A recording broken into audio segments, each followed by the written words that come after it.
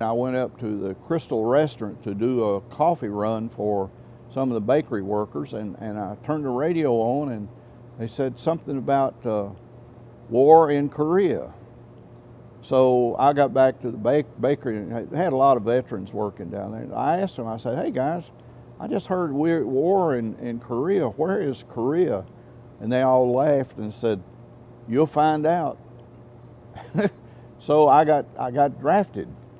I'm what's called a Mustang. I was an enlisted man for 3 years, and then I got a commission in the artillery in the Tennessee Army National Guard, and I stayed in. I started out as a battery clerk, and here in Chattanooga, and when I left to go back to Nashville, I was the brigade commander of the 196th Field Artillery Brigade. I joined the American Legion in 1954. I went down to apply for the GI Bill, and the service officer said, "Why don't you join the American Legion?" And I said, "Why should I?" And he said, "Well, they got you the GI Bill." And I said, "Well, I didn't know anything about the American Legion." So I was playing in a band with a friend of mine, and he says, "I'm in the American Legion, why don't you join?" Said they got a drum and bugle corps down there. So I went down and joined the American Legion. And dues then were $6. And I thought, well, one of these days I'm gonna be the post commander, I hope. And sure enough, one of these days I was post commander. When I joined the Legion, you could buy beer on Sunday, and a lot of people joined the Legion so they could buy beer on Sunday. We had a pool room, we had a barber shop, we had a library, we had 2 service officers, we had a restaurant, we had a Boy Scout troop, we had 2 baseball teams, and we had 2 people in the office and 2 full-time service officers.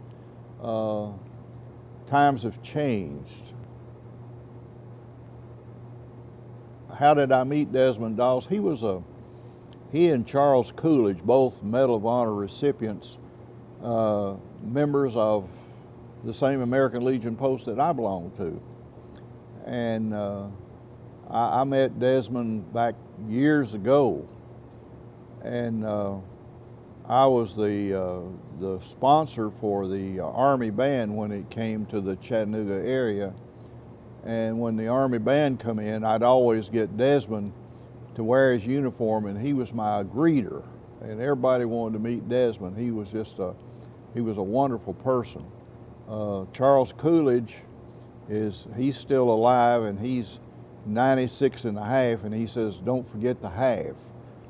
But Desmond Doss came to my office one time, and he said, "I've got a present for you." And just when I was the county treasurer, and he gave me this book, and I opened it up, and I said, "Well, I can't accept this." And he said, "Why not?" And I said, "Well, you didn't autograph it to me." And he said, "Oh," and his wife wrote him a note and said, see, Desmond couldn't hear, but he could talk. So he got down about 6 inches from that book on my desk and wrote me a note. Charles Coolidge, who is our other Medal of Honor recipient in our post, was telling me the story that Desmond wanted to be buried in the National Cemetery, and he went over there, and they told him that as a Medal of Honor recipient, he could pick out any spot he wanted. So he went over and picked out the spot where he's buried now, but that didn't satisfy him. He laid down in it to make sure that's where he wanted to be. So, and Desmond and his wives are buried there. People don't really need to know about me. They need to know about the American Legion. The American Legion is a community active organization we do probably more for the youth of this country than any other organization that I know of. I mean, we really do a lot for the youth, and we try to make the youth better citizens. I've just been a very fortunate person that God has given me the opportunity to do these things, and I really appreciate them. I appreciate that I could be at the right place at the right time sometimes.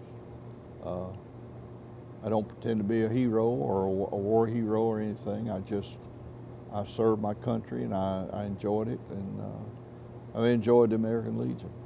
It's been a wonderful thing for me.